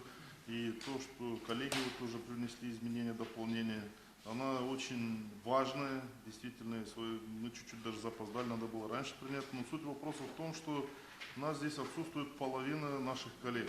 Было бы правильно, чтобы эта декларация была единогласно принята всем депутатским корпусом, чтобы не было никакого сомнения, что наш народ в лице Народного собрания выражает именно эту волю. Потому что я уверен, что после этого будут разного рода спекуляции, поползновения, что отсутствует половина депутатов, разные трактовки. Чтобы это не допустить и поднять действительно статус данной декларации, над ней работали наши коллеги. Я поддерживаю и ту декларацию, и другую декларацию, то, что вторую. Но хотелось бы действительно, чтобы эту декларацию поддержали все наши коллеги, все депутаты Народного собрания, которые представляют всю Гагаузию, единогласно. Тогда мы покажем, что мы едины, гагаузский народ един, и действительно мы выражаем чаяние нашего народа. Николай Иванович, я лично расцениваю то, что было сделано нашим руководством с заявкой и так далее, это такое совместное шулерство нашего руководства и, к сожалению, с нашими европейскими партнерами по такому фундаментальному, очень важному для народа вопросу, судьбоносному вопросу. Они обязаны были провести референдум общенациональный. И только после этого приступать ко всем этим заявкам и все прочее. Поэтому я считаю, что это шулерство такое. Потому что есть сомнения, по-видимому, в результатах этого референдума, что не будет большинства. Это первое. Второе. Задумываемся мы ли о том, если мы теоретически, давайте вот мы говорили, представляем, вступаем в Европейский Союз, разве это не утеря суверенитета? Это львиная доля суверенитета передается Брюсселю. И они управляют всеми этими странами и, так сказать, следуют букве общего закона. И третье. Я уверен более чем, что Молдове не светит статус члена Европейского Союза. Это будет длиться вот это вот очень много лет кандидатства. И можем об этом сколько угодно говорить и спекулировать. В связи с теми событиями, которые происходят по соседству, рядом, мы же понимаем, что поэтому все это понадобилось. И срочно такое подача заявок без соответствия требованиям и критериям получили одобрение. И это, вот в этой связи это нечестно. Нечестно с жителями нашей страны. И поэтому руководство было обязано провести плебисцит, этот общенациональный референдум и спросить у людей, хотят ли они этого. Поэтому есть очень много вопросов. Я хотел вот это констатировать. Александр Иванович, пожалуйста. Да, уважаемые коллеги, значит, тоже очень кратко. Вы знаете, мне кажется, что заявление Народного собрания – это квинтэссенция такого эмоциональных и всех усилий Народного собрания, которые должны быть ярким, действенным и эффективным. Когда мы начинаем декларацию на заседании Народного собрания обсуждать и вносить изменения, теряется вообще актуальность вот этого заявления. Я про свои личные соображения. Коллега Иван Константинович сказал, что не пришло и там, ну, какую-то такую шутку это перевел, много времени уже прошло. 23 июня, 2 недели назад, получила Молдова статус. У нас в этот период заседания не было, чтобы принять декларацию, но, наверное, дней 10 назад я спросил Дмитрия Георгиевича, можно подготовить проект декларации для того, чтобы опубликовать, чтобы коллеги могли ознакомиться, внести свои предложения, и мы это сделали. Да, может быть, кому-то показался текст мягким, дипломатичным. Я его, Сергей Константинович, не подписал своей фамилии, потому что я посчитал, что это не имея такого статуса, чтобы на сайте Народного собрания под своей фамилией публиковать проект декларации. Но каждому коллеге было направлено этот проект декларации для того, чтобы он был усилен, дополнен. Вот, кстати, Виктор Николаевич, спасибо, буквально сразу отреагировал. Кстати, единственным он остался, кто отреагировал. И эта декларация была опубликована заранее для того, чтобы могли все внести изменения. Но мы начинаем ее обсуждать уже на заседании Народного собрания. И у тех, кто за нами наблюдает, особенно с Кишинева, такое будет ощущение, что мы тут, может быть, немножко политикой больше занимаемся, а не теми проблемами, которые мы хотели здесь Нас не должно интересовать, что они ощущают. Я с уважением к вам отношусь, но относитесь с уважением и ко мне, и не на заседании мне зачитывайте абзац, который я потом должен за это голосовать, понимаете?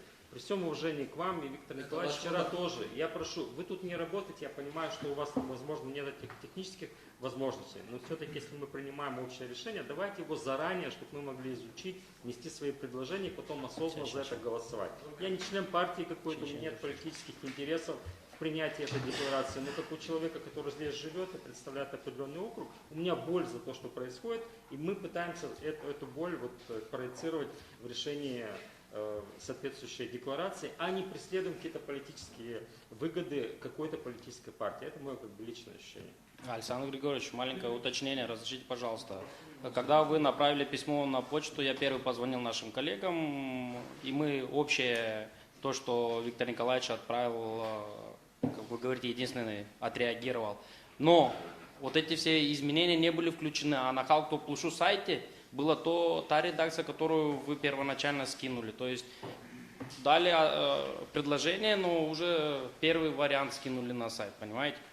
Так те мысли, что Виктор Николаевич озвучил, они раз сейчас не нашли, это уже нет. Не сейчас, а на сайте было первоначально, мы же говорим о сайте, что первоначально. Каждый должны скорректирующие... Нет, вы обвинили коллегу, имеется в виду логика того. Вы спрашиваете мнение всех коллег, надо дождаться, понятно, что не месяц и не два, да, чтобы коллеги дали свое предложение, после этого давать на сайт. То есть уже учесть эти предложения. Я это имел в виду. Ну давайте вот еще. Подождите. Дмитров, выскажется, будем Просто чтобы голосовать. учли, вот сейчас получается, мне не нравится фраза, потому что она может, вот как с юридической точки, Ваня, прошу прощения, с юридической то, что вчера на заседании говорили, 5 юристов, 5 мнений. То есть Иван Костич правильно заметил, вот он понимает это так, я понимаю по-другому, я предложил свои изменения. Вот здесь и вы правы, что эти вещи мы должны не здесь обсуждать, а идти сюда с готовым и ровно 2 секунды. Александр Ильич, я не могу понять, почему вы склонили, что политические партии могут иметь с моего внесения изменений какие-то политические дивиденды. Вот объясните, пожалуйста. Какая политическая партия может иметь с вот этих изменений дивиденды? Вы мне объясните. Это референдум 2014 года, который был проведен всеобщий, народный в Гагаузии. Какая политическая партия от этого может иметь? Вы руководитель фракции Да. партии социалистов, Да. точнее блока социалистов Да. и коммунистов. Да. Вы это изменение, которое сейчас зачитали, Да. вы могли его раньше нам дать? Вопрос в другом. Какое политическое выгоду может иметь сегодня какая-то молдавская партия от этого Вы изменения? как руководитель Вы отразили политического- сейчас на заседании, что Мы сейчас что здесь? Дмитрий Георгиевич, Что мы я устраиваем? веду здесь, диалог скажите? с Александром Григорьевичем. Здесь Человек диалог не объяснил. надо вести, понимаете? Здесь не надо диалог вести. Я вам еще раз объясню. Объясните, пожалуйста, какая политическая партия от этого изменения может получить дивиденд? Ну какая? А от чего политический дивиденд? Александр От чего Александр политический Григорьевич, дивиденд? хватит, Вы объясните. хватит эти От того, переплеты. что мы по факту указали, что был проведен референдум? О чем вы говорите, ребята? Александр Ильич, И я, Дмитрий Георгиевич, Михаил Николаевич, уважаемые и Александр- коллеги, и Александр Дмитриевич правильно сказал. уважаемые коллеги, Чтобы отразить общее мнение гагаузского народа, нужно было созвать депутатов всех уровней и принимать эту декларацию там. я просто смотрю, вы так и не разобрались, что мы пишем. Мы пишем, что нарушена процедура просто в кандидаты. Вы понимаете? То, что мы провели референдум, они тоже проведут без референдума, никто не войдет в Европу. Они тоже проведут. И если, а как они-то, там есть закон. Еще раз повторяю, вы должны разобраться, почему нам процедура, мы же пишем там, что они нарушили, с нами не советовались. Вот в чем дело, понимаете? Не только с нами, с Гагаузами, со всей республикой. Со всей республикой, да, это другое дело. Это мы включаем, это мы включим. Это мы включим, да. Да, вы понимаете, о чем мы? Про референдум говорят. Мы референдум провели, мы просто демократично показали, что мы посоветовались с народом. Они тоже С каким это народом сделали. вы советовались, когда это принимали? С каким народом? Это совсем другое. Референдум? Еще раз Да, референдум так вы провести. объясняете правильно. Еще раз. Ты просто не разобрался, что надо. Я разобрался очень хорошо. Не надо мне махать рукой, я вам еще раз говорю. Ставим на голосование. Мы же не говорим, что все голосуют. Мы с дополнением Можно того, я задам вам что со вопрос всем как народом, председателю да. Народного собрания. Почему вы не инициируете созыв депутатов всех уровней, принимая такой документ? Можно задать вам вопрос как председателю Народного собрания? Какой документ? Ну вот этот документ, когда вы принимаете, когда вы высказываете отношения. Чтобы разобраться, что они не по процедуре Ну а почему пошли. вы не созвали Чтобы не по депутатов всех процедуре уровней? пошли. Михаил Николаевич, вы считаете, что это неправильно было бы, если мы созвали? Я считаю, что съезд для того, чтобы обсудить один вопрос, нет, конечно. Я говорил о другом, о том, что эти вопросы должны стать предметом обсуждения, в том числе, возможно, даже совместно должны были с Башканом, с полкомом. Ну Но вот, для, так все должны когда, быть. Это нет, делается когда съезд депутатов всех уровней созывается, там не только для одного вопроса. Если мы будем созывать съезды по каждому поводу, который у нас политически возникают, то мы все должны, наверное... Я извиняюсь, вы сколько деклараций принимали? Вы приходили сюда? Куда? Сюда. К депутатам? Куда сюда? К депутатам, к нам, ко всем. Так мы представляли их юридическое Вы пришли, дело. прочитали Мы и с все. ними Вот, ознакомливались. вот, за 5 минут. Так вы тоже вносили туда изменения. А мы ребята. вышли с проектом. Вы должны были добавить свое. Мы тоже регистрировали в юридическом отделе, где вы могли Регистрировали, ознакомиться. Пожалуйста. Где вы могли ознакомиться. Уважаемые коллеги, ну, Послушайте, балаган самый настоящий. На самом деле, Согласен, ну вы же, я же сказал сразу, что депутат можно спокойно. Димитроглу, послушайте, пожалуйста. Ну вы понимаете, какие перепалки. Ну вы сказали мнение, вам объяснили. Сейчас, секундочку. За ваше предложение будем голосовать. Понимаете, как хотите. Чего вы цепляетесь референдум? Мы боролись за этот референдум. Мы знаем, что мы туда заложили. Понимаете, мы это хорошо знаем. И если придет, значит, нам придется воспользоваться, значит, на что вы ссылаетесь. Мы за это будем бороться. Но сейчас хорошая декларация политическая. Чего вы этот? Я поэтому предлагаю, что, да, я там проронил предпоследний абзац, потому что он был немножко некорректный. Как я зачитал, я предлагаю именно в таком виде, чтобы его приняли, чтобы его поддержали. Поставьте на голосование. Если он предлагает по-другому, ставим за его предложение, тоже голосуем. Плюс, раз поправку дал Георгий Георгиевич... Мы только добавляем, что Георгий Иванович тоже да, говорил, что что Георгий весь Иванович народ. предложил. Это Есть другое. в конце, что указательно и Российская Федерация, и Турция уже... Послушайте, Европейский Союз нам нет. решит наши полномочия. Но мы же не об этом пока пишем. Мы там намекаем. Я согласен с коллегой. Ну, проще, hadi böyle yiyeceğiz kafayı masanın altına Korkma kimse yiyilmiyor. Kimse yiyilmiyor.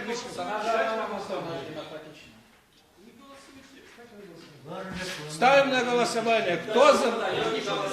Нет, смотрите, я же вас не обвиняю, что вы не подписали. Почему мы придем? Кто за данное постановление с добавлениями, прошу проголосовать. Декларацию, то есть. Ну, он имеется в виду добавление, что из Да. всего народа. Как Да. сказал. Кто против? Воздержался? Один. Спасибо, да. Переходим к заявлению. Ну, его предложение, как он же предложил. Нет, заявление Нет. сперва. Нет, Димитров Сперва предложил заявление. Нет. Сперва Какое заявление, если мы проголосовали? Секундочку. Вы проголосовали. Да. Но в любом случае, в рамках этой декларации ставьте его вопрос тоже голосовать. Так мы же проголосовали все, как сейчас будут против, против этого. Дмитрий что ли? Георгиевич, вы должны поставить. Это не против. Это дополнение. Это не новая декларация. Ну, значит, мы не голосуем. Дмитрий Георгиевич, Если все проголосовали за это, за второе. это дополнение. Хорошо, ставим на голосование предложение Димитрову. Кто за?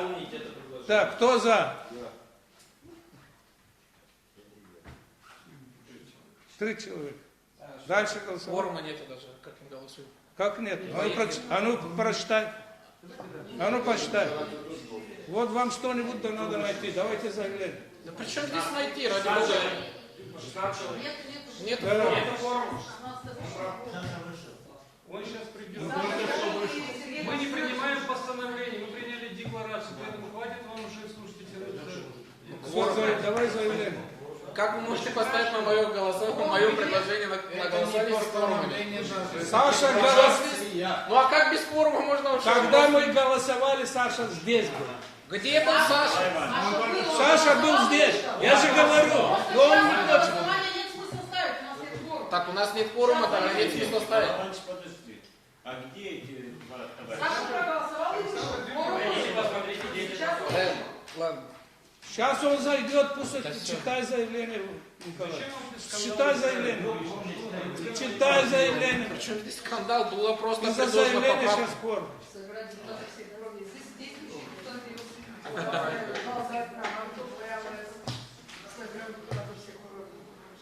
А вообще надо было Николая Ивановича пусть принять, и было бы вообще намного лучше. Вот тебе форум, дальше. Он же голосовал. Надо было Николая Ивановича пусть вообще взять за основу декларации, и было бы вообще идеально. Заявление депутатов Народного собрания Гагаузии о нейтральном статусе и сложившейся социально-экономической ситуации в Республике Молдова. Согласно Конституции нашей страны, Республика Молдова – нейтральное государство, что означает неприемлемость вступления в какие-либо военные союзы, участие в военных действиях и конфликтах, равноудаленное и взвешенное отношение к конфликтующим государствам. На фоне трагических событий в соседней республике Украина нейтральный статус нашего государства – это настоящий шанс сохранить хрупкий мир и не стать фатальной жертвой геополитических событий, происходящих в мире. В этой ситуации вызывает уважение и сдержанность в заявлениях официальных руководителей регионов нашей страны в отношении украинских событий, в которых, несмотря на явные геополитические настроения их жителей, чувствуется переживание за судьбу людей и чувство исключительной ответственности за каждое сказанное им слово. Вместе с тем, на уровне центральной власти нашей страны, со стороны первых лиц государства, к сожалению, в последнее время звучат неосторожные заявления об экономических санкциях в отношении Российской Федерации, об увеличении военного бюджета, о переоснащении с помощью стран НАТО молдавской армии. Все это происходит на фоне массового обнищания населения, беспрецедентной миграции населения и катастрофических энергетических перспективах накануне зимнего отопительного сезона. Возросшие в последнее время в несколько раз цены на энергоресурсы, продукты питания и лекарственные препараты уже становятся недоступными для абсолютного большинства населения. В этой связи напоминаем, что главная миссия властей страны – это сохранение нашего маленького мирного государства и в условиях ограниченности ресурсов и невысокого геополитического статуса нашей страны создание по возможности самых скромных условий для повышения качества жизни населения. И если с экономическими вызовами руководство страны практически не справляется, то сохранение мира – это его главная задача и ответственность перед людьми, которые, оказав высокое доверие, обеспечили его легитимность. Учитывая изложенное, Народное собрание обращается к президенту нашей страны госпоже Майе Санду, к главе государства и гаранту Конституции, парламенту и правительству Молдовы с требованием объединить усилия всего молдавского общества для сохранения мира и нейтрального статуса страны, принять незамедлительные меры по оказанию адресной помощи населению страны по компенсации выросших затрат на бытовой газ, продукты питания, медикаменты, отменить запрет на трансляцию в Молдове новостных телерадиопередач, которые ущемляют права человека на доступ к информации, не допускать милитаризацию нашей страны и вовлечение ее в геополитическое противостояние, в том числе посредством присоединения к санкциям, направленным против Российской Федерации, сосредоточить внимание на обеспечении конституционных прав граждан, на качественное образование и медицину, на достойную жизнь и стабильность в отношениях со стратегическими партнерами.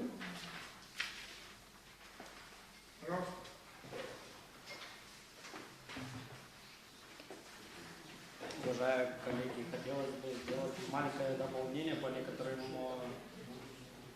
пунктам.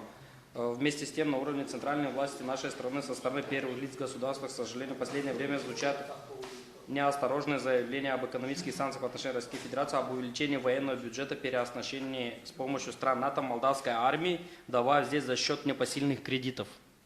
Потому что деньги, которые даются на это не просто так, а это кредиты. Это первое. Все это происходит на фоне массового обнищания населения, добавить после запятой полного геноцида народа, беспрецедентной миграции и так далее.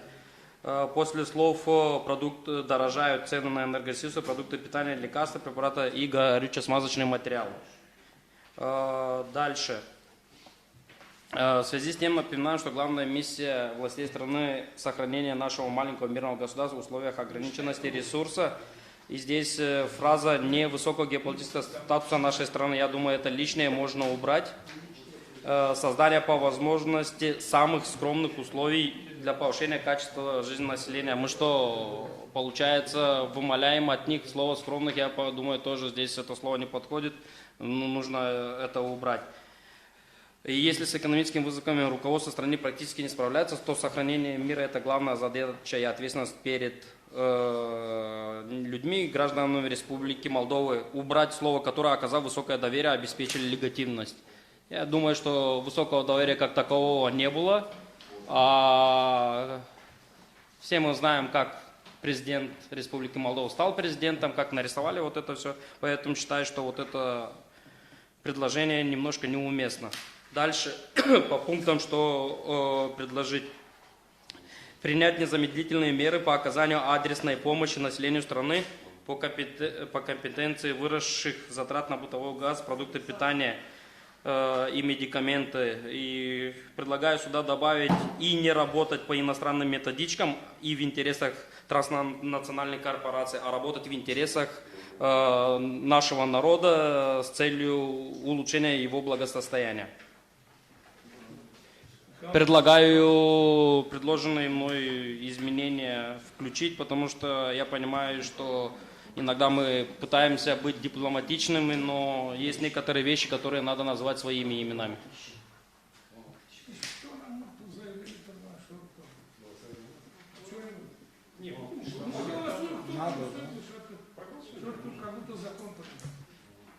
Ну, я бы предложил, я понимаю, что не сейчас это делается, но сейчас буквально до этого заявление вот первое было, мы подписывали его.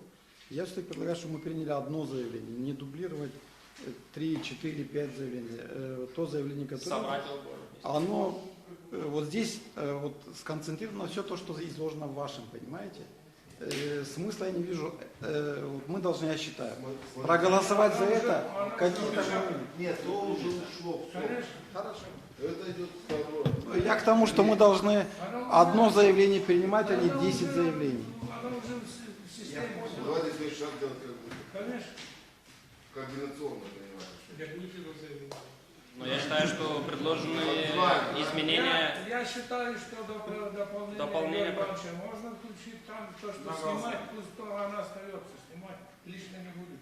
Ну, нет, там я имею в виду снимать в том, что, получается, мы говорим, что оказали высокое доверие этой власти, мы ее выбрали, мы ее не выбирали.